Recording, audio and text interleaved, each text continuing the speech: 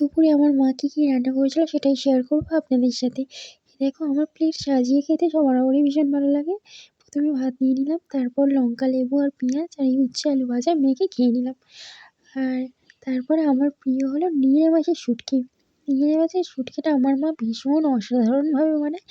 দেখে এখনই আমার জিভে জল এসে যাচ্ছে। তোমরা কে কে আমার মতো নিংড়ে মাছের শুঁটকি খেতে পছন্দ করো কমেন্ট করো।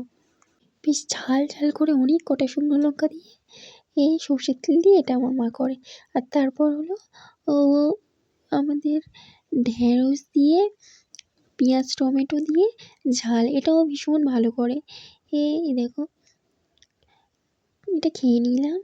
আর আজকে অনেক রান্না করেছিল আমার মা, আর এখন করে আমি কাঁচা লঙ্কা দিয়ে খাওয়া শিখেছি, আগে একদম ঝাল খেতে পারতাম না। আর এটা হলো ভোলা মাছ, ভোলা মাছের ঝাল। আর ভোলা মাছে জানো তো ডিমও ছিল, এই দেখো কী সুন্দর ডিম। এই মাছের ডিম খেতে আমি ভীষণ ভালোবাসি। আর তারপর ছিল আমার ফেভারিট হালকা ঝোল চিকেনের, ভীষণ ভালো লাগছিলো এই চিকেনের হালকা ঝোল। সবসময় তো কষাই খাই, তাই মাছকে বললে হালকা ঝোলই খা। আর এটাও ভীষণ আলু দিয়ে ভালো লেগেছে। তারপর ছিল চাটনি আর এই মিষ্টি দই। টাটা।